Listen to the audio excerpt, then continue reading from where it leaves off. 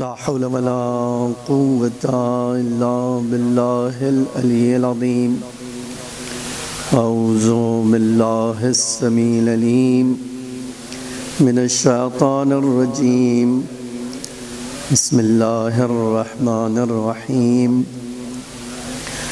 الحمد لله الذي لا يبلغ مدحته القائلون ولا يحصي نعماءه العادون ولا يودي حقه المجتهدون الذي ليس لصفته حد محدود ولا نعت موجود ولا أجل ممدود. فطر الخلائق بقدرته ونشر الرياح برحمته وابتدى بالصخور ميدان أرضه. ثم الصلاة والسلام والتحية والإكرام على بشير النذير والسراج المنير حبيب إله العالمين أبي القاسم المصطفى محمد. اللهم صل على محمد وعلى آله الطيبين الطاهرين المعصومين المظلومين الغر الميامين، لا سيما الإمام المبين بقية الله في الأرضين الحجة الثاني عشر الإمام المهدي المنتظر صلوات الله وسلامه عليه. أما بعد، فقد قال رسول الله صلى الله عليه وآله وسلم: إن الله يغضب لغضبها ويرضى لرضاها. ایک صلوات پڑھیے محمد وعلى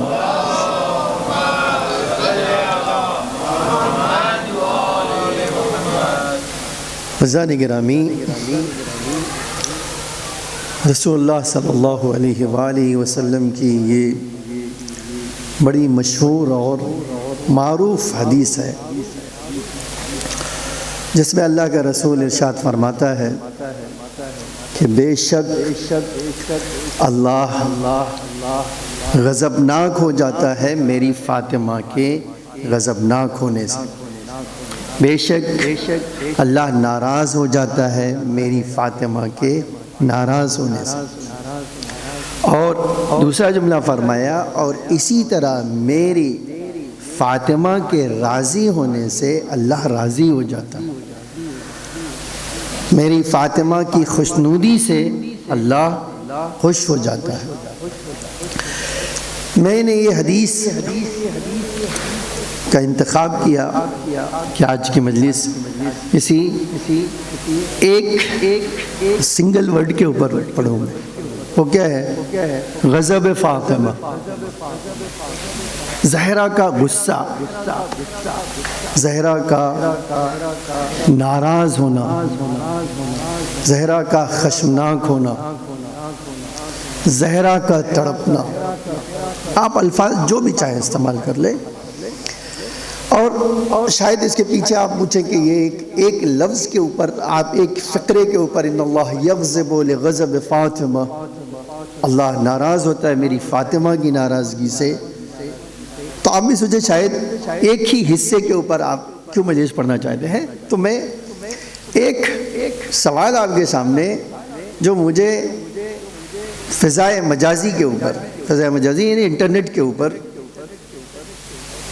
فیس بک کے اوپر اور اسی حدیث کے ذیل میں یہ اعتراض، میں نہیں جانتا ہوں کہ یہ اعتراض کرنے والا کون ہے، لیکن انٹرنیٹ کے اوپر یہ اعتراض موجود ہے. وہ اعتراض یہ ہے، اور ایک سوال کے انداز میں اعتراض ہے، کہ کیا کوئی ایسی شخصیت ہو سکتی ہے، کیا کوئی ایسی ذات ہو سکتی ہے، کیا کوئی ایسی پرسنالٹی ہو سکتی ہے جس کی خوشی اللہ کی خوشی ہو، جس کی اطاعت اللہ کی اطاعت ہو، جس کی ناراضگی اللہ کی ناراضگی ہو؟ کیا ایک انسان کے لیے ممکن ہے نا ایک سوال؟ تو یہ سوال انٹرنیٹ کے اوپر کیا گیا کہ یہ کیسے ہو سکتا ہے کہ ایک ذات کی ناراضگی، ایک انسان کی ناراضگی اللہ کی ناراضگی کا سبب ہو، اللہ کی اطاعت کا سبب ہو، اللہ کی خوشنودی کا سبب ہو؟ یہ کیسے ہو سکتا ہے؟ اللہ تو غنی مطلق ہے، اللہ تو غنی بالذات ہے، سارے انسان خدا کے محتاج ہیں، خدا کا کوئی محتاج، خدا کسی کا محتاج نہیں۔ تو اب یہ کیسے ہو سکتا ہے کہ ایک انسان کی ناراضگی سے اللہ ناراض ہو جائے؟ ہے نا یہ اعتراض کیا ہے؟ لیکن اگر کوئی انسان قرآن پڑھتا ہو، قرآن کے علم سے واقف ہو، قرآن کی آیتوں سے واقف ہو، قرآن کے مزاج سے واقف ہو، تو یہ نہیں کہہ سکتا۔ آپ بالکل آپ کہیں گے میں صرف ایک اشارہ کرتا ہوں، جو خدا یہ قرآن میں کہہ رہا ہے میرے رسول کی اطاعت کرو میری اطاعت ہوگی، تو جس طرح ایک رسول کی اطاعت اللہ کی اطاعت ہو سکتی ہے، اسی طرح ایک انسان کا غضب بھی اللہ کا غضب ہو سکتا ہے۔ یہ قرآن ہے، اس میں تو کوئی اعتراض نہیں کر سکتا۔ اسی طرح آپ آگے بڑھ کے کہیے، قرآن نے دوسری جگہ کہا اگر محبوب پروردگار بننا چاہتے ہو، اگر چاہتے ہو کہ اللہ تم سے محبت کرے، تم اللہ سے محبت کرتے ہو ایک الگ بات ہے، اللہ تم سے محبت کرے اگر تم چاہتے ہو تو کیا کرو؟ اللہ کہتا میرے رسول کی اطاعت کرو، تم محبوب پروردگار بن جاؤ گے۔ تو جب اطاعت سے اللہ کی اطاعت ہو سکتی ہے، جب اللہ کی اطاعت، رسول کی اطاعت سے محبوب پروردگار بنا جا سکتا ہے، تو اسی طرح بالکل اسی طرح کسی کی ناراضگی سے اللہ کی ناراضگی بھی ہو سکتی ہے۔ ایک صلوات پڑھیے محمد وآل محمد پر۔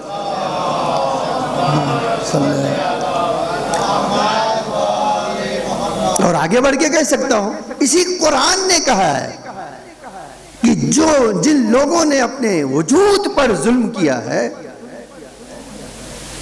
جن لوگوں نے گناہ کیا ہے، وہ لوگ اگر اللہ کے رسول کے پاس آئیں اور اللہ کے رسول سے درخواست کریں کہ اے اللہ کے رسول، ہم نے اپنے نفسوں پر ظلم کیا ہے، ہم نے خدا کی معصیت کی ہے، ہم نے خدا کا گناہ کیا ہے، اب ہم تو پروردگار کی بارگاہ سے دور ہو گئے، لیکن اے اللہ کے رسول آپ تو محبوب پروردگار ہیں، اگر آپ ہمارے لیے استغفار کر دیں تو قرآن کیا کہتا ہے؟ گنہگار کوئی اور ہے، گنہگار تو کوئی اور ہے نا، میں اور آپ گنہگار ہیں، رسول تو گنہگار نہیں ہے، لیکن بندہ آ رہا ہے رسول کے پاس کہ اے اللہ کے رسول میں اعتراف کرتا ہوں، میں مانتا ہوں کہ میں نے گناہ کیا ہے، اے اللہ کے رسول میں نے گناہ کیا تو اللہ کی بارگاہ سے دور ہو گیا، آپ محبوب پروردگار ہیں، تو اے اللہ کے رسول آپ میری طرف سے استغفار کر دیجئے، تو کیا بن جائے گا انسان؟ بڑا عجب جملہ کہنے جا رہا ہوں، آپ توجہ کیجئے گا اس جملے کے اوپر کہ آپ اور میں گناہ کر کے تو اللہ کی بارگاہ سے دور ہو گئے، اللہ کی کوئی بھی گنہگار اگر ہے تو اللہ تو اس سے راضی نہیں ہے نا، کوئی بھی گنہگار بندہ ہے تو اللہ تو خوش نہیں ہے نا، کوئی گنہگار بندہ ہے تو اللہ کا قرب تو اسے حاصل نہیں ہے نا، وہ محبوب پروردگار تو نہیں ہے نا، لیکن دوسری طرف اللہ کا رسول تو محبوب پروردگار، اللہ کا رسول تو خدا کا قرب حاصل کرنے والا بندہ ہے۔ اب قرآن کیا کہتا ہے؟ اگر کوئی گنہگار بندہ اپنے آپ کو رسول کے پاس پہنچا دے تو یہ رسول کے پاس اتنی طاقت ہے کہ اس گنہگار بندے کو اللہ کا محبوب بنا سکتا ہے، اللہ کا محبوب بنا سکتا ہے۔ کیسے؟ وہ استغفار کرے گا وجد اللہ توابا رحیما، اللہ کہتا ہے میں اس کو معاف بھی کروں گا اور اس پر رحمت بھی نازل کروں گا۔ تو جس کے ساتھ رسول شامل ہو جاتا ہے، جس کے ساتھ رسول کھڑا ہو جاتا ہے، وہ مغضوب ہونے کے باوجود اللہ کا محبوب بندہ ہو جاتا ہے، تو جو رسول کا کلیجہ ہو، رسول کا جگر ہو، جو رسول کا ٹکڑا ہو، اس کے غضبناک ہونے سے اللہ غضبناک کے نہیں ہو سکتا۔ ایک صلوات پڑھیے محمد وآل محمد پر۔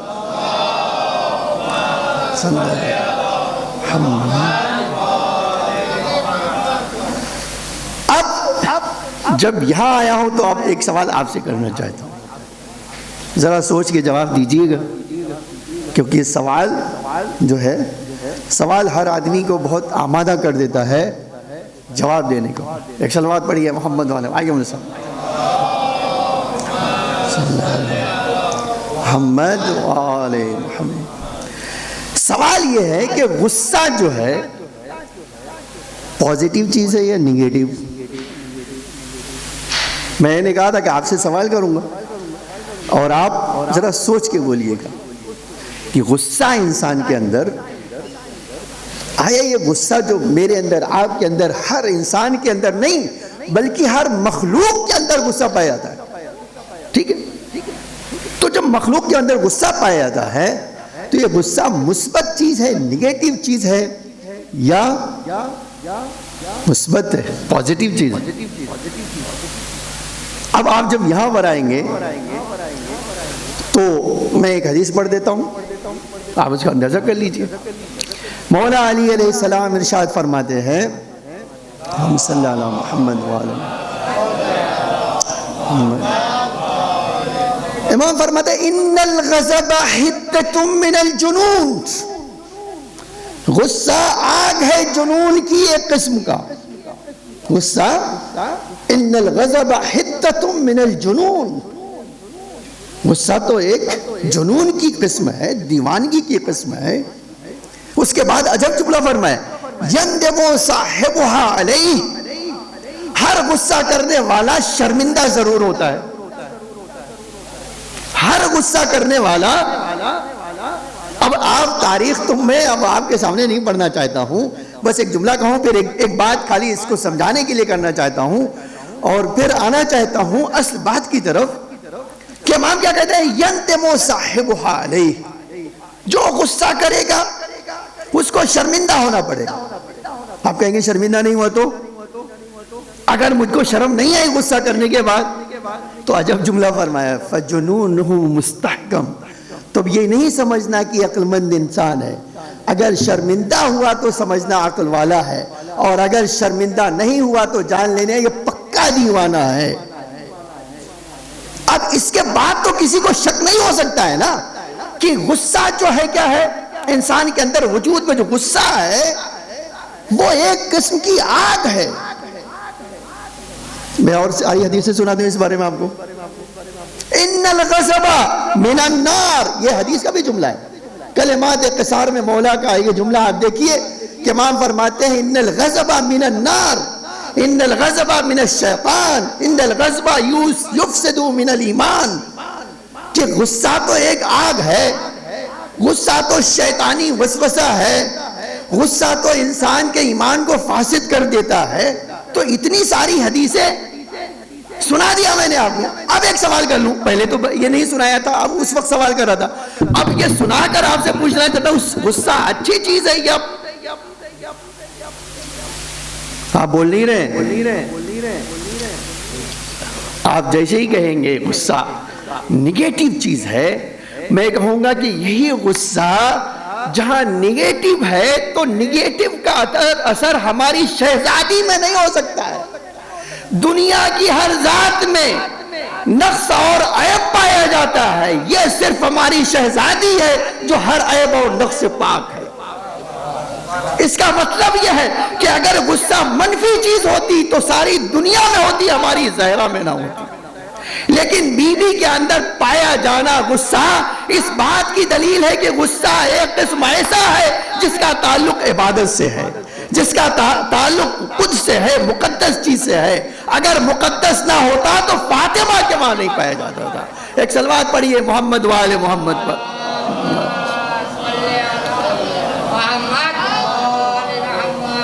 تو غصہ اگر مقدس نہ ہوتا، غصہ اگر ثواب کا سبب نہ ہوتا، غصہ اگر عبادت کا سبب نہ ہوتا تو کسی میں بھی ہو سکتا تھا، لیکن زہرائے مرضیہ میں اس کا وجود دور دور تک نہیں ہو سکتا۔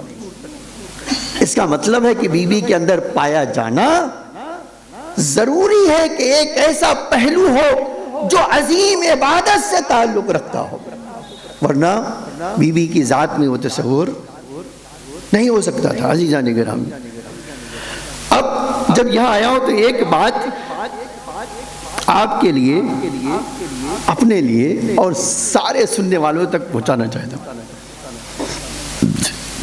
غصہ سچ بات ہے آگ ہے، سچ بات ہے غصہ شیطانی وسوسہ ہے، سچ بات ہے کہ یہ غصہ انسان کے ایمان کو برباد کرتا ہے۔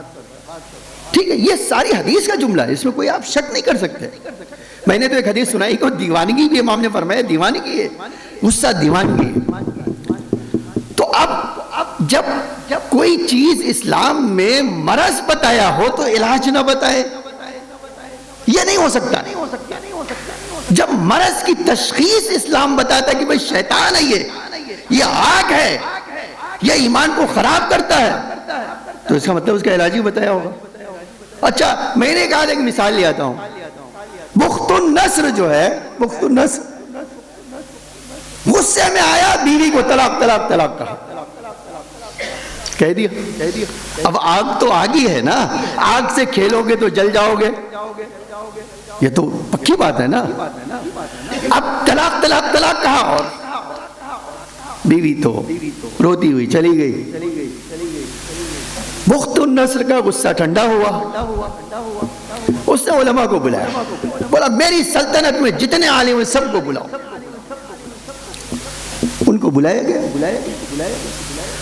پوچھا میں نے غصے میں بیوی کو طلاق دیا، اتنے پیسے خرچ کرتا ہوں، تم لوگ ہر چیز حرام کو حلال بنا دیتے ہو، تو اس حلال کو حرام کیوں بنا رہے ہو؟ اس حرام کو حلال بناؤ، یہ تو پہلے میرے لیے حرام حلال تھی نا، میں نے غصے میں اس کو حرام کر لیا، تو اب تم لوگ کیوں نہیں کر رہے ہو اس کو؟ ہر چیز میں تو تم لا دیتے ہو فتویٰ، تو لاؤ فتویٰ۔ لیکن آپ دیکھیے یہ بھی جو اہل بیت کے در سے وابستہ ہے، ان کے پاس عقل سلیم ہے، ان کے پاس عقل سلیم ہے، سب اکٹھا ہو گئے۔ اب میں یہ نہیں میں کہنا چاروں مذہب کے کون کون لوگ سب اکٹھا ہو گئے، اس سے کہا 3 دن کا وقت ہے، تم سب کو مار دوں گا، اگر اس کا حل نہیں ملا نا تو جس طرح غصے میں طلاق دیا ہے اسی غصے میں تمہاری گردن اڑاؤں گا۔ سوچ لینا۔ اب ان کی تو حالت خراب ہوا، وزیر نے ان سے کہا بادشاہ سلامت ان کو چھوڑیے، میں حلہ میں ایک عالم کو جانتا ہوں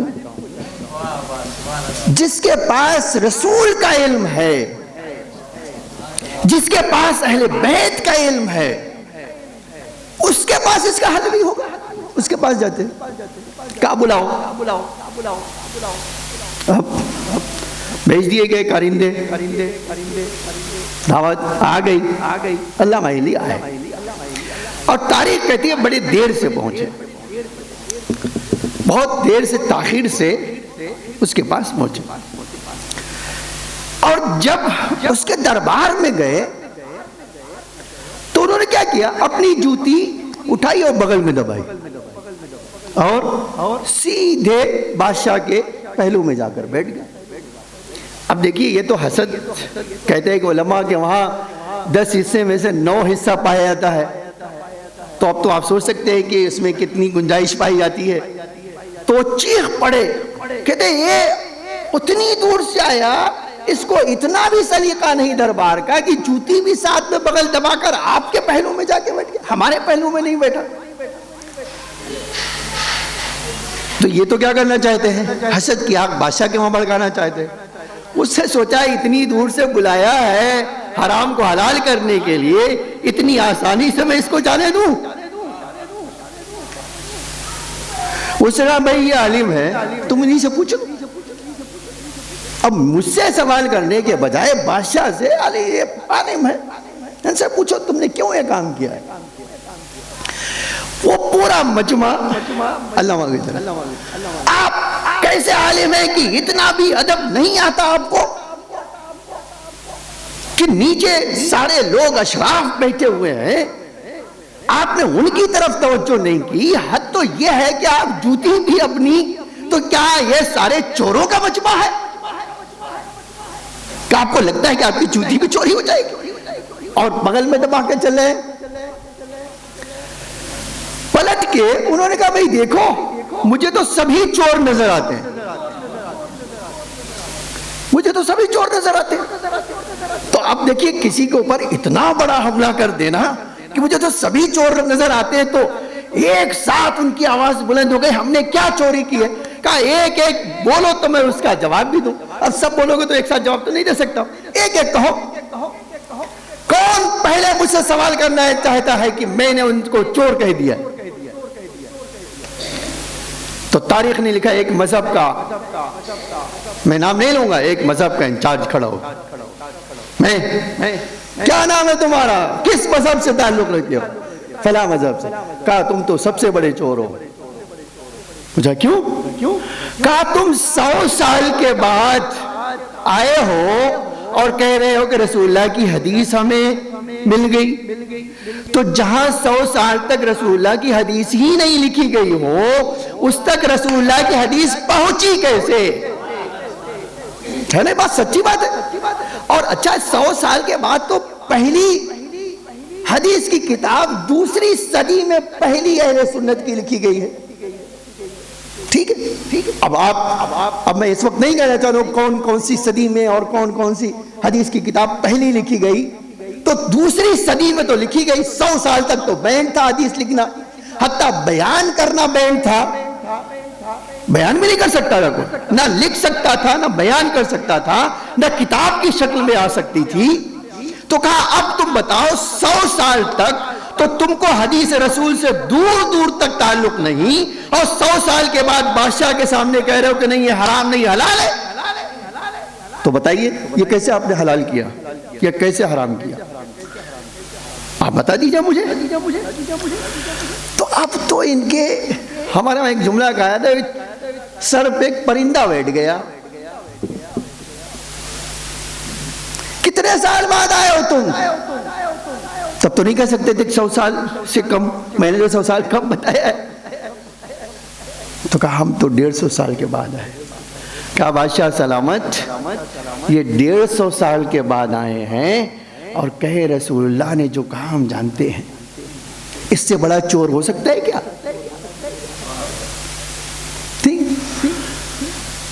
ہو گیا تمہارا سوال؟ کہاں بیٹھی ہے؟ اور کس کو اعتراض ہے؟ بتائیے کس کو اعتراض ہے آپ میں سے؟ کسی صاحب نے کہا ہم نے کیا کیا؟ کہا ماں تو تم ان کے بعد آئے ہو، ہم تو سب سے پہلے ان کی بات کر رہے تھے، تم تو ان کے بعد آئے ہو، یہ تو اس کے بعد آئے ہیں، یہ تو اس کے بعد آئے، تو تم تو 200 سال کے بعد آئے ہو، تو تم کیسے کہہ سکتے ہو؟ اب چاروں مذہب کے لوگوں نے کہا ہم تو کم سے کم 150 سال کی بات کر رہے ہیں، بقیہ لوگ تو 200 سال کے بعد بھی آئے ہیں۔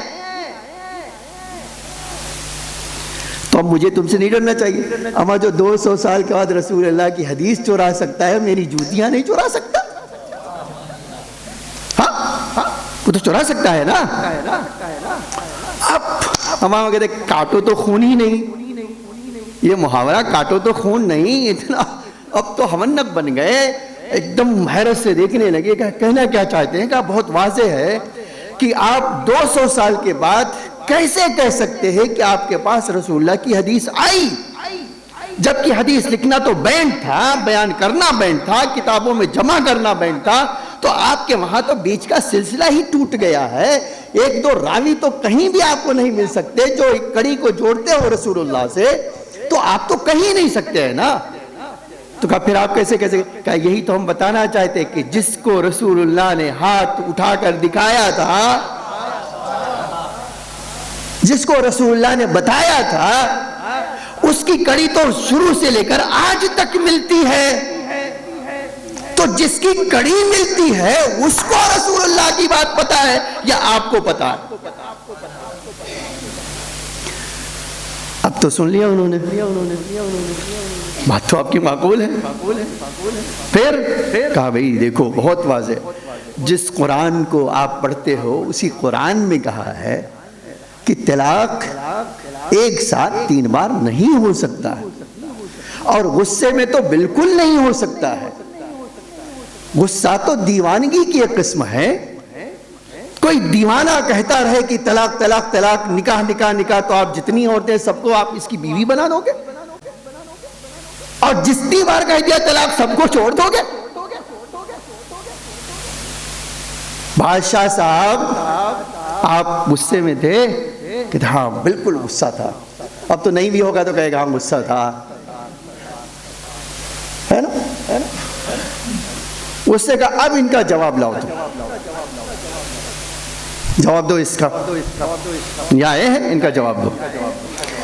تو سارے مذہب کے لوگوں نے، ڈاکٹر کلب صادق اس دنیا سے چلے گئے، اللہ ان پر رحمت نازل کرے، وہ کہتے تھے میں نے علی میاں ندوی سے ایک طلاق کی کانفرنس میں کہا کہ اتنا تو ایمان تمہارے پاس ہونا ہی چاہیے کہ قرآن کی آیتوں کو نہ جھٹلاؤ. طلاق مغلظہ تو قرآن کے خلاف ہے، تو بولتے کیوں نہیں؟ تو انہوں نے پلٹ کے کہا اما ہمارے سر پہ جو بال ہے آپ اس پہ اتنا جوتیاں پڑنا دیکھتے چاہتے ہو کیا؟ ہم جانتے ہیں یہ غلط ہے، لیکن ہم کہہ نہیں سکتے. آج اتنے سالوں کے بعد بھی کس نے؟ دیوبند کے انچارج ہیں، وہ کہتے کہ نہیں ہم نہیں کہہ سکتے. ڈاکٹر کلب صادق صاحب ایک جملہ کہتے تھے میں نے کچھ، ہم لوگوں نے پوچھا تھا ان سے ایک سوال کہ آقا آپ اتنے سالوں سے اس مسلم پرسنل لا بورڈ میں ہو، کیا کیا آپ نے؟ یہ بڑا معقول سوال تھا. آقا آپ نے کیا کیا؟ اتنے سال مسلم پرسنل لا بورڈ کے آپ ممبر تھے، آپ نے کیا کیا؟ کہا میں نے کچھ کیا ہو یا نہ کیا ہو، ان کو سنی نہیں رہنے دیا. کیا کیا آپ نے؟ کہا میں نے اتنا سوال کر دیا ہے ان کے درمیان رہ کے کہ جب بھی سوچیں گے ان کو پتا چلے گا کہ ہم صحیح راستے پر نہیں ہیں. کہا میں نے یہ کام کر دیا. یہ اتنا بہت بڑا کام ہے کہ ایک آدمی، اب آگے بڑھنا چاہتا ہوں، دو جملہ کہہ کے آنا چاہتا ہوں پلٹ کر. آپ دیکھیے جب کسی کو جواب نہ بن پڑا، مختار نصر نے کہا آج کے بعد کسی بھی مذہب کو میری حکومت میں رہنے کا حق نہیں ہوگا جب تک کہ وہ شیعہ نہ بن جائے. تو آپ کیا کہیں گے؟ ایک غصہ جو بیوی کو چھڑانے کا سبب بنتا ہے، اسی کا حل پورے مملکت کو شیعہ بنانے کا بھی سبب بنتا ہے. آپ دیکھو ہے نا اس کا حل کتنا ہوتا ہے. اب آ جاتا ہوں، روایت سناتا ہوں. آج یہ مولویوں سے بہت کہا جاتا ہے اور بہت سنتے رہتے ہیں، مول صاحب غصے کا علاج بتائیے. حتیٰ یہ تو ہم لوگ جو مثالیں زندگی میں آتے ہیں وہاں تو کہتی ہیں، عورتیں کہتی ہیں ہمارا بچہ اتنا چھوٹا سا ہے، اتنا غصہ ہے مولانا کہ اب کیا بتائیں، اس کا کوئی راستہ بتائیے. اچھا آج میں نے ایک مثال دی، غصہ اتنا بڑا نقصان کا بھی سبب بنتا ہے. آج بہت سارے لوگوں کو مال کا نقصان، جان کا نقصان اور کیا کیا اسی غصے کی بنا پر ہوتا ہے. تو ایک آدمی نے جب کسی سے سوال کیا تو پلٹ کر اس سے کہا کہ اگر آپ کو غصہ آتا ہے تو میں ایک آپ سے سوال کرنا چاہتا ہوں. بہت زیادہ غصہ ہے نا؟ کہا میرے وجود میں بہت زیادہ غصہ ہے. کہ اگر بہت زیادہ غصہ ہے تو ایک سوال کرنا چاہتا ہوں.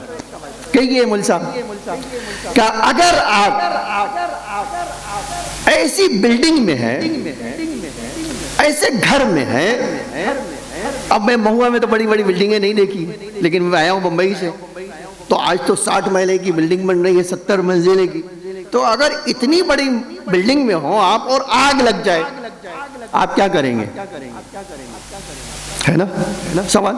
آپ غور کیجئے گا، میں آپ کو ایک میسج دینا چاہتا ہوں. اسی غصہ جو نگیٹو غصہ ہے، غصہ جو آگ ہے، غصہ جو شیطنت ہے، جو ایمان کو فاسد کرتے ہیں، اسلام اس کا علاج کیا بتاتا ہے؟ آپ اس پہ غور کیجئے. آگ لگ جائے آپ کیا کریں گے؟ کہا مول صاحب بہت سمپل آپ نے سوال کیا ہے، اس کا جواب یہ ہے پہلے تو پانی ڈھونڈوں گا. آگ اور پانی ایک دوسرے کے اپوزٹ ہے. جیسے ہی آگ لگے پانی تلاش کرے گا آدمی، تو پانی ہوگا تو بجھا دے گا. کہتے اللہ کے رسول نے فرمایا ہے جس طرح آگ کو بجھانے کے لیے پانی چاہیے، اسی طرح غصے کو بجھانے کے لیے وضو کے لیے پانی چاہیے۔ ایک طریقہ آپ کو پتہ چل گیا۔ پہلا کام شریعت کہتی ہے جو غصہ کرے، پہلا کام کیا ہے؟ فَلْيَتَوَضَّأْ، جاؤ وضو کرو۔ وضو کرو گے کیا ہوگا؟ جس طرح آگ بجھ جاتی ہے اسی طرح، اسی لگا پانی ٹھنڈا پی لو، وضو کر لو، پانی چہرے پہ ڈال دو۔ اور اگر پانی نہ ملا تو آپ بلڈنگ میں ہے، آگ لگی ہوئی، پانی نہ ملے، یہ تو ہو سکتا ہے نا۔ کہتے دوسرا راستہ یہ ہے مول صاحب کہ پانی نہیں ملا تو مٹی کو ڈھونڈ لینا، مٹی کو ڈھونڈ لیجیے۔ تو کیا ہوگا مٹی سے؟ کہتے مٹی بھی آگ کو بجھا سکتی ہے۔ عجب یہ ہے کہ اللہ کا رسول فرماتا ہے اگر پانی نہ ملے تو مٹی ڈھونڈ لینا غصہ بجھانے کے لیے۔ غصہ اور کیا کرے؟ اگر پانی نہیں ملا تو سجدے میں چلے جانا، پیشانی خاک پر رکھ دینا اور اتنی بار سبحان اللہ کہے اور کہنا کہ تمہارا غصہ ختم ہو جائے۔ یہ دیکھیے رسول اللہ نے ریکمینڈ کیا ہے کہ آپ یہ کام کر لیجیے۔ اور اگر یہ بھی نہ ملا،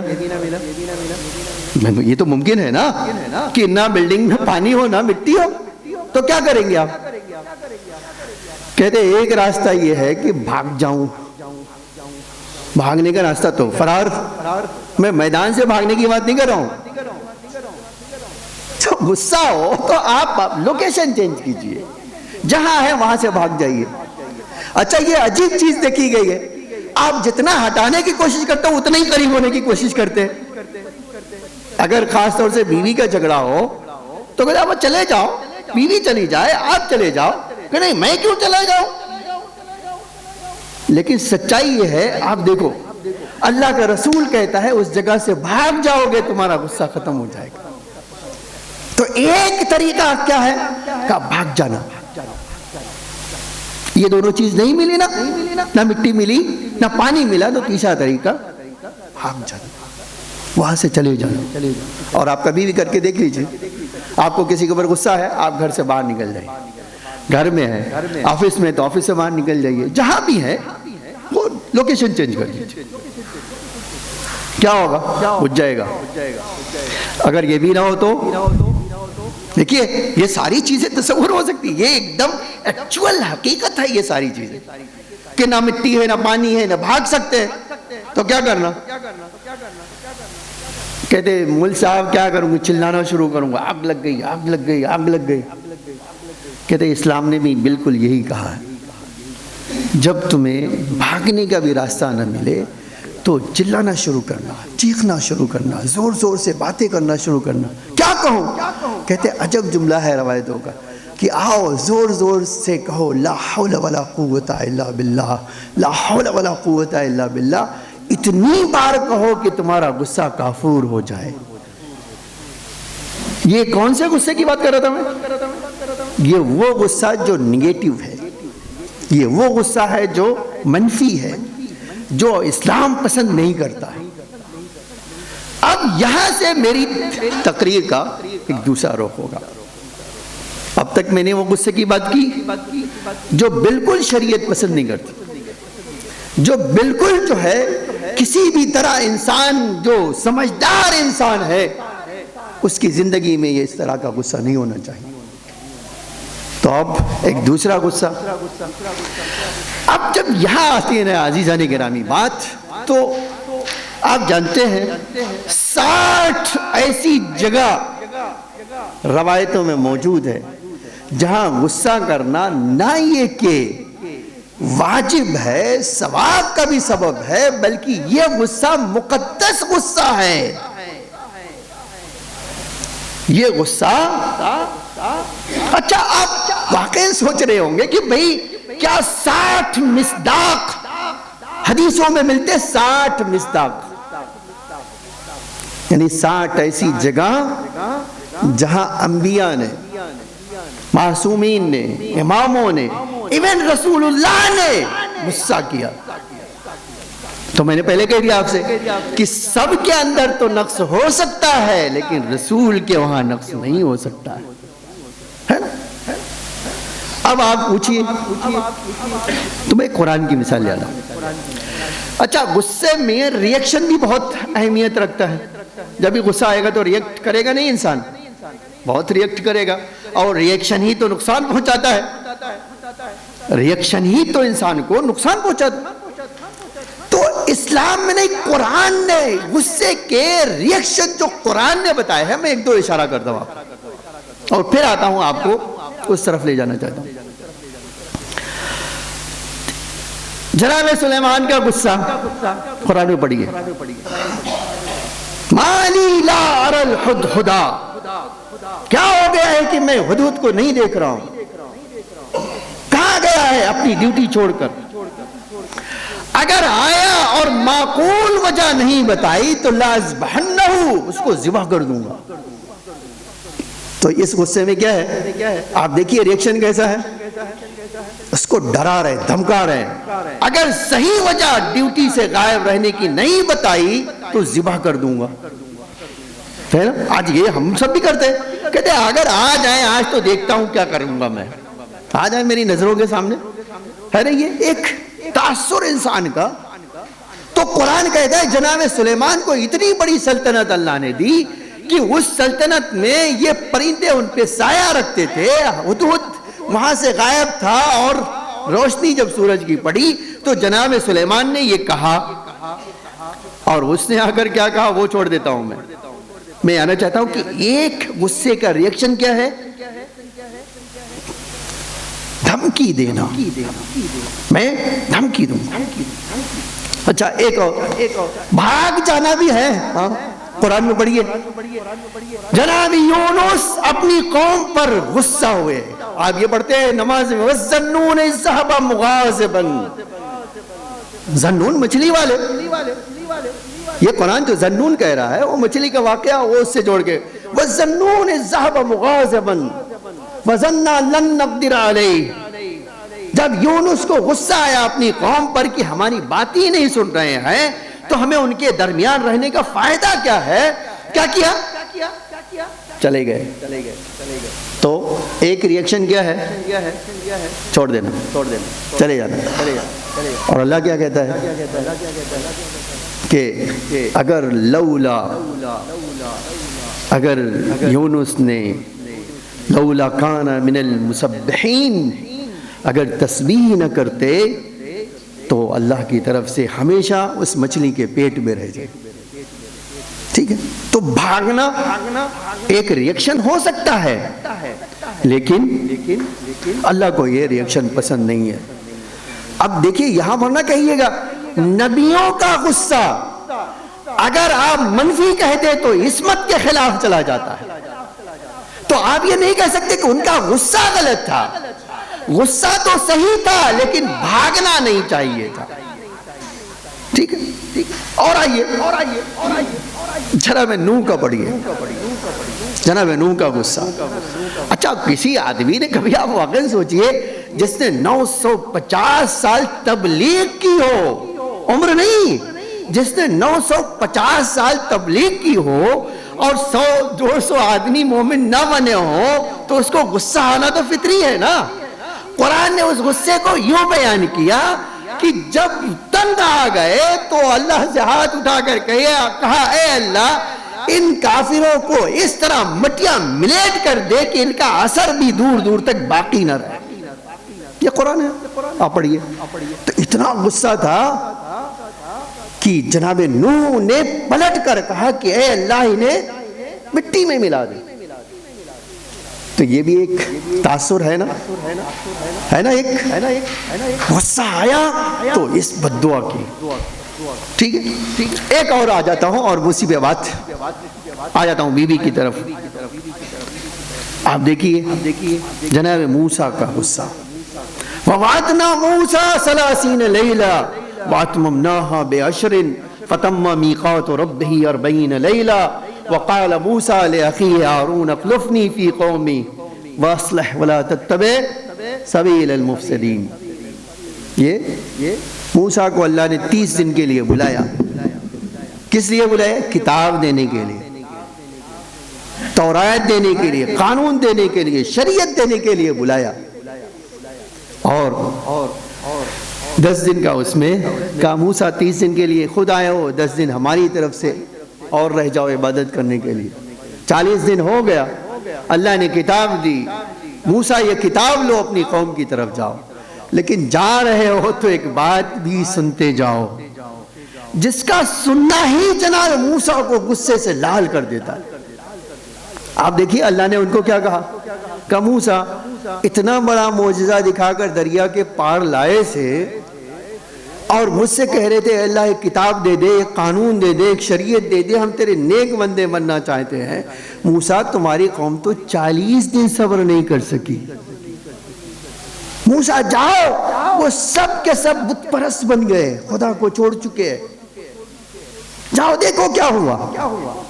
موسیٰ آئے، جناب موسیٰ آئے، اور قرآن کہتا ہے لما رجع موسیٰ، جب موسیٰ پلٹ کر آئے تو کس طرح؟ غاضباً اسفا، غصے سے بھرے ہوئے تھے۔ اب آپ دیکھیے یہ بھی تو ہے نا، جب قوم گمراہ ہو جائے تو ایک نبی کو حق بنتا ہے غصہ کرنے کا، ہے نا؟ یہ غصہ مقدس ہے کہ جب قوم بت پرست بن جائے تو اس کا مطلب ہے کہ ایک نبی کو غصہ آنا ہی چاہیے۔ اور آئے تو کیا کیا؟ اخذا براس اخیہ، اپنے بھائی کے بال کو پکڑا، وَيَجُرُّهُ، اور ان کو کھینچتے تھے۔ تو اب سوال یہ ہے، آپ کبھی سوچئے کہ جناب ہارون نے کیا غلطی کی تھی کہ ان کا بال پکڑ لیا اور غصہ ان پہ کی تم نے کیا کیا؟ ہماری قوم گمراہ ہو گئے۔ انہوں نے کہا میں نے تو کچھ کیا ہی نہیں، میں تو ان کو سمجھاتا رہا۔ تو یہ دیکھیے قرآن کی میں نے چند مثالیں آپ کو پیش کی کہ قرآن نے اس غصے کا تاثر بیان کیا ہے۔ اب آپ آ جائیے، میں نے بات اپنی سمیٹ لی اور آپ دیکھیے، اب آپ بتائیے پیغمبر کے بعد بیوی نے دیکھا، کیا دیکھا؟ دیکھیے یہ تو بہت بڑا سوال ہے نا، اللہ کا رسول تو یوں ہی نہیں فرما رہا۔ اچھا اب یہ بات یہیں چند جملے سن لیجئے، یہ چند جملے سن لیجئے اور واقعی سوچئے گا کہ یہ جو ہے کتنے دن کے بعد؟ پیغمبر کی وفات کے 3 دن کیا ہو گیا؟ ایک انقلاب۔ انقلاب بھی کیسا انقلاب؟ یہ انقلاب اتنا شدید تھا کہ جس رسول کی بیٹی کو اتنے احترام اور عزت کی نگاہوں سے دیکھا جاتا تھا، آپ اس سے اور اندازہ لگا سکتے ہیں، یہ بات اور آسانی سے سمجھ سکتے ہیں، اور واقعاً آپ افسوس بھی اس پہ کر سکتے ہیں۔ وہ کیا ہے کہ جب بیوی نے دیکھا کہ 23 سال کی زحمت کر کے میرے بابا نے ان کو بت پرستی سے، شرک سے، جانوروں سے انسان بنایا ہے، اور یہ میری بابا کی وفات کے 3 دن کے دی وہ چاہتے ہیں کہ وہ پلیٹ فارم، وہ صراط مستقیم سے لوگوں کو ہٹا دیا جائے، تو بی بی کیا کرے؟ تو آپ دیکھیں بی بی نے کیا کام کیا۔ اچھا بی بی کے علاوہ شاید کوئی یہ کر بھی نہیں سکتا، آپ جان لیجئے کوئی نہیں کر سکتا۔ کیوں؟ اس لیے کہ کوئی کرتا تھا نا تو وہ لوگ مار دیتے تھے، آپ یقین جانے وہ ختم کر دیتے تھے، لیکن وہ تو بی بی کی شخصیت اتنی عظیم تھی کہ جس کی ایک آہ سے پورا مدینہ چیخیں مار کر روتا تھا، اس کو تو کچھ نہیں کر سکتے تھے نا۔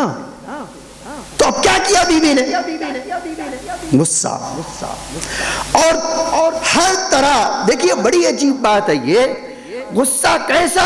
ایسا غصہ جس غصے سے اللہ بھی ناراض ہو جائے، جس غصے سے عرش الہی ہل جائے، جس غصے سے قیامت تک کے لیے لعنت کے لوگ مستحق بن جائیں، یہ غصہ ہے۔ کیا کیا بیوی نے؟ آپ دیکھیے پہلا کام کیا کیا؟ پہلا کام فریاد، چلانا۔ آپ کبھی یہ نہ سوچیے یہ خطبہ تھا، یہ بیوی کی دل کی آواز تھی جو مسجد میں آئی ہیں تو جو زہرا گھر سے قدم نہ نکالتی ہو وہ امامت کے دفاع میں فریاد کرنے کے لیے مسجد پیغمبر میں آ گئی. یہ بڑی عجیب بات نہیں ہے؟ اور عجب یہ ہے آج سارے مورخین کو یہ لکھنا پڑا، سارے مورخین نے یہ لکھا آج کہ زہرا نے آ کر خطبہ شروع نہیں کیا. بنی ہاشم کی عورتوں کی جھرمٹ میں آئیں، پردہ لگوایا گیا، بی بی بیٹھیں اس چھوٹے سے مجمع میں اور ایسے شروع کر دیا. نہیں، یہ ہے غصے کی فریاد. آہ آہ آہ. یہ جو بی بی آہ کر رہی تھی، آج جو جن لوگوں نے خطبے کو نقل کیا ہے نا، وہی لوگ کہتے ہیں بی بی نے آہ کی. مسجد میں لوگ چلا چلا کر رو رہے تھے. اور پھر بی بی کا یہ جملہ، اس کو کہتے تھے فریاد، اسی خطبے میں فرمایا کیا اس کے پیچھے امت کو چلنا چاہیے جو خود ہدایت کا محتاج ہے، یا اس کے پیچھے چلنا چاہیے جس کی ہدایت کے لیے دنیا محتاج ہے؟ آپ دیکھیے، یہ ہے نا فریاد بی بی کی. اور یہ آواز دیکھیے، غصے کی آواز قیامت تک چلتی رہے گی. اب آپ، یہ موقع نہیں ہے، اب میں اپنی بات کو سمیٹ رہا ہوں، نہیں تو اب اگر بات ہوگی تو انشاءاللہ کل ہوگی، کہ یہ بی بی کی جو غصہ تھا نا، آج اس غصے نے ہزاروں کو شیعت کا راستہ دکھا دیا، ہزاروں کو شیعت کا راستہ بتا دیا، صراط مستقیم کی طرف ہدایت کی. اب کوئی دنیا میں کہے کہ غصہ منفی چیز ہوتی ہے، یہ غصہ تو وہ ہے جو ہزاروں گمراہوں کو ہدایت کے راستے پہ لا دیتی. یہ ہے فاطمہ کا غصہ. اور پھر اسی غصے کا ایک تاثر کیا ہوتا ہے؟ ایک تاثر ہوتا ہے چیلنج، دھمکانا. بی بی نے اپنے دشمنوں کو جس انداز میں دھمکایا، اس سے ان کی روح بھی کانپتی رہی. آپ دلیل سننا چاہیں تو میں سنا دیتا ہوں. جب دھمکایا بی بی نے، کہہ کے آئیں کہ تم دونوں نے مجھے ناراض کیا ہے، تم دونوں نے مجھے غصہ دلایا. اب تاریخ مورخین، اور وہ بھی 2 ٹکے کے مورخین، کیا لکھتے ہیں؟ پورے دن کھڑے رہتے تھے معافی مانگنے کے لیے، دھوپ میں کھڑے رہتے تھے. اچھا، کسی قسمت ایسی بھی ہو کہ وہاں آگ میں جلنے سے پہلے سورج ہی کی روشنی میں جل جائے، یہ بھی تو قسمت ہی کی بات ہے نا. حتیٰ امام کو واسطہ بننا پڑا. امام آئے بی بی کے پاس، شہزادی جا بنت رسول اللہ. باہر کوئی کھڑے ہوئے، آپ سے ملنا چاہتے ہیں. آپ مسلسل انہیں ریجیکٹ کر رہی ہیں. وہ میرے پاس آئے تھے سفارش کرنے کے لیے. بی بی بتائیے، میں کہوں، اجازت دوں یا نہیں دوں؟ میں قربان جاؤں میرے مولا پر. اتنا زہرا کا احترام ہے کہ خود بھی مالک و مختار امام ہے، لیکن جب تک بی بی نے ہاں نہیں کہا، کسی دشمن کو اپنے گھر میں آنے نہیں دیا امام نے. ہے نا؟ بی بی، یہ واقعی بی بی کا کلیجہ تھا. آپ یہ کہہ سکتے ہیں یہ ادب فاطمہ تھا، بی بی کا ادب تھا. یہ فرمایا اے علی، یہ گھر آپ کا ہے. اے علی، یہ گھر آپ کا ہے، اور یہ زہرا بھی کنیز آپ کی ہے. آپ جیسا مناسب سمجھیں ویسا کر لے، اب جس طرح چاہتے ہیں. اے علی، یہ تو آپ کو اختیار ہے، میں تو آپ کی کنیز ہوں. آج ہم الفاظ بدل کے کہہ سکتے ہیں کہ جس کو مولا تسلیم کر لیا، پھر اس کی بات ناگوار بھی گزرتی ہے تو گزرتی رہے، مولا کا حکم آگے ہوگا. نہیں، آج یہی چیز خدا کرے ہمارے وجود میں پیدا ہو. ہمیں کوئی بات بری لگتی ہو تو لگے، اگر ہمارا امام چاہتا ہے تو جانیں قربان کر دیں گے، اس کے حکم کی نافرمانی نہیں کریں گے. نہیں، یہی تو ہونا چاہیے. مولا کا مطلب ہی یہ ہوتا ہے. عزیزان گرامی، آ گئے شیخین. بس عزیزان گرامی، میں نے بات سمیٹ لی، اب بات کل آگے ہوگی انشاءاللہ. آگئے سلام کیا. دیکھیے بیوی کا غصہ تو ایسا ہے نا، سلام کیا. اب ایک بات یہی سن لیجئے، سلام کا جواب دینا واجب. میں نے ایک روایت دیکھی، بہت میں سوچتا تھا کہ جواب دینے کیوں واجب؟ سنت، سلام تو سنت ہے نا، تو جواب کیوں واجب؟ عجب ہے حدیث کے یہ جملہ کہ پہلی بار جو سلام کیا وہ جبریل نے سلام کیا تھا، اور جواب خدا نے دیا تھا. تو خدا، یقینی بات ہے اللہ نے جواب دیا، تو تاریخ کہتی یہ جواب واجب ہی اس لیے ہوا کہ خدا کا احترام سب سے اوپر ہے. سلام کسی نے کیا، جواب خدا دے، تو جواب خدا دے رہا ہے تو یہ واجب ہونا بھی چاہیے. ٹھیک ہے، جواب نہیں دیا. ہم شیعہ کہتے ہیں پلٹ کر، بی بی تمہارا سلام، لاکھوں سلام. ہزاروں شیطان مل کر آئیں اور کہیں کہ بھئی آپ ان کے پیچھے نہیں چلتے. جواب ہمارا یہ ہوگا، جو ہدایت کے لائق ہوتا ہے اس کو ہمارا سلام. السلام علی من اتبع الہدی، جو ہدایت کو فالو کرتا ہے اس کو ہمارا سلام. بی بی نے سلام کا جواب نہیں دیا. تاریخ کہتی یہ مڑ کر دوسری طرف آئے، بی بی نے اپنا رخ ادھر کر لیا. پھر جب ادھر آئے تو دیوار کی طرف کر لیا، اور اس بار جب دیوار کی طرف کیا تو ایک جملہ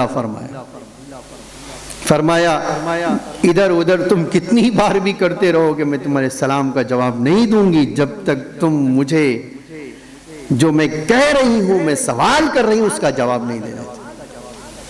فرمائیے آپ کیا پوچھنا چاہتے ہیں؟ کہا میں تمہیں اللہ اور اللہ کے رسول کی قسم دے کر پوچھنا چاہتی ہوں، کیا تم نے میرے بابا سے یہ حدیث سنی یا نہیں سنی؟ ان اللہ یغضب لغضب فاطمہ، اللہ ناراض ہو جاتا ہے فاطمہ کی ناراضگی سے، اللہ خوش ہو جاتا ہے اللہ فاطمہ کی خوشی سے. تم نے سنی یا نہیں سنی؟ آج مستدرک علی الصحیحین میں اور صحیح بخاری کو یہ حدیث لکھنا پڑا کہ حدیث جب پیغمبر کی بیٹی نے اقرار کروا لیا کہ ہاں ہم نے یہ سنا، ہاتھوں کو اٹھا کر کہا اے اللہ تو گواہ ہے، تیرا رسول گواہ ہے کہ مجھے ان دونوں نے ناراض کیا ہے اور میں جا رہی ہوں ناراض ہو کر، اور جب تک زندہ رہوں گی جو نماز پڑھوں گی ہر نماز میں بد دعا کروں. ہے نا عزیزان گرامی؟ یہ غصہ مقدس غصہ ہے، یہ غصہ اس ولایت کے دفاع میں ہے. شاید اسی وجہ سے جب عمر ابن لبید نے مدینے میں آ کر بی بی سے سوال کیا کہ بی بی آپ اس جگہ پر بقی میں بیٹھ کر رو کیوں رہی ہیں؟ آپ کے رونے سے ہمارا کلیجہ پاش پاش ہو رہا ہے. بنت رسول، آپ رسول کی بیٹی ہیں، اگر آپ روئیں گی تو ہم چین سے نہیں بیٹھ سکتے. بتائیے تو صحیح آپ رو کیوں رہی ہیں؟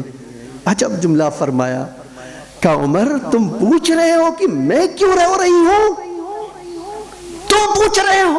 ارے مدینے کے لوگوں سے جا کر بولو جن کو میرا رونا بھی گوارا نہیں ہے. میں اس قدر اس مدینے کے لوگوں کے لیے اذیت کا سبب بن گئی ہوں کہ اب ان کو میرا رونا بھی گوارا نہیں ہے. آ کر علی سے شکایت کرتے ہیں کہ فاطمہ رو رہی ہیں.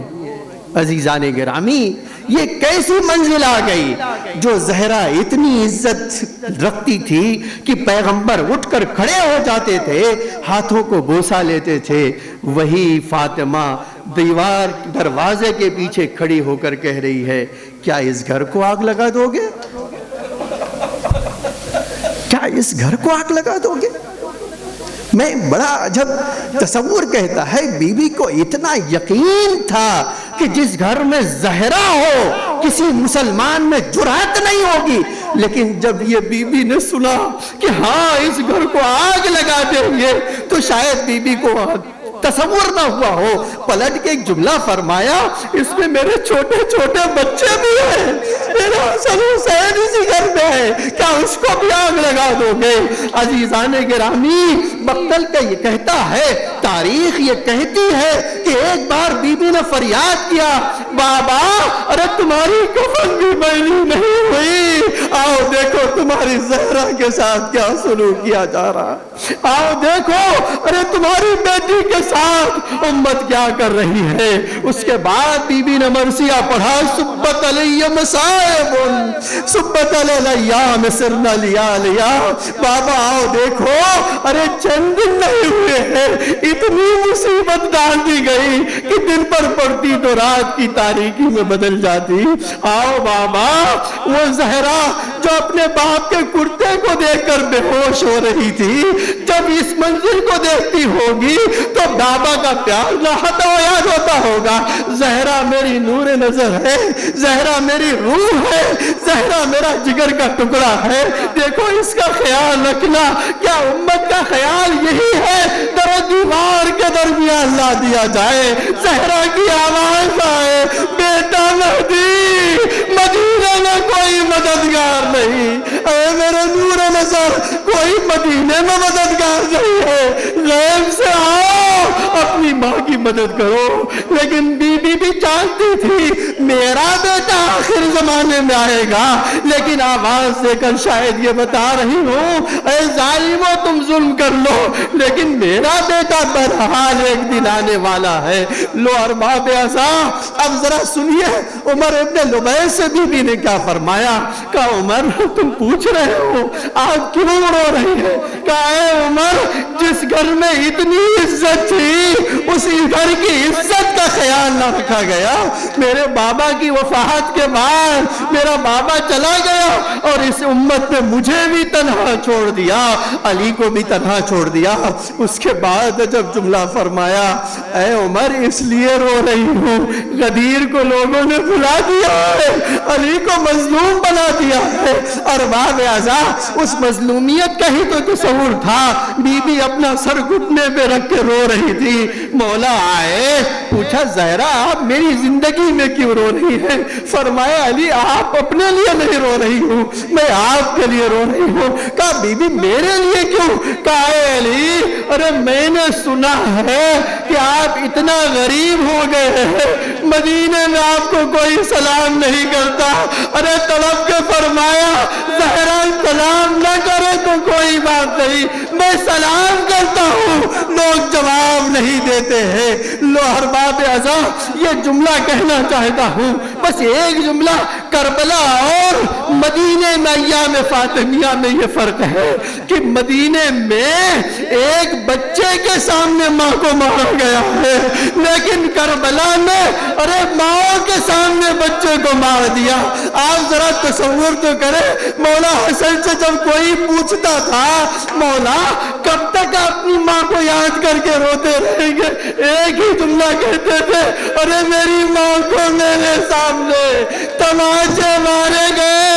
ارے میں کہوں گا مولا آپ نے یہ کن آنکھوں سے دیکھ لیا، لیکن آئیے کربلا میں ایک بچی شہادت کے بعد اپنے بابا کو جب بھی روتی ہے کوئی تماچے مارتا ہے، کوئی درے مارتا ہے، وہ آواز دیتی امو آؤ اپنی سکینہ کو بچاؤ۔ الا لعنت اللہ علی القوم الظالمین سیعلم الذین ظلموا ایام قلمی ینقلبون۔ الہی بحق زہرا و ابیہا و بعلہا و بنیہا و سر المستودع فیہا بعدد ما حاط بہ علمک۔ اے اللہ ہم سب کو مصیبت بی بی میں معجور فرما، اے اللہ ہم سب کو بیوی کے عزاداروں میں قرار فرما، اے اللہ وارث زہرا کے ظہور میں تعجیل فرما، زمین کو آقا کے ظہور کے لیے آمادہ فرما، ہم سب کو آقا کے حقیقی غلاموں میں شمار فرما۔ اے اللہ ہم حاجت مند ہیں، محمد اور آل محمد کے صدقے میں ہماری حاجتوں کو قبول فرما۔ اے اللہ، مومنین جہاں بھی ہوں اس آفت و بلا سے محفوظ فرما، جو بیمار انہیں شفاء عاجل و کامل عطا فرما، ہماری اموات پر اپنی رحمت و مغفرت نازل فرما، ان کے درجات کو بلند سے بلندر فرما، انہیں جوار ائمہ میں جگہ عطا فرما۔ اے اللہ، شیعان علی پر اپنی رحمت و مغفرت نازل فرما، ہم سب کے رزق حلال میں برکت عطا فرما۔ اے میرے معبود، ہمیں نور آل محمد سے مزین فرما۔ اے اللہ، اس دنیا میں محبت اہل بیت اور آخرت میں شفاعت اہل بیت نصیب فرما۔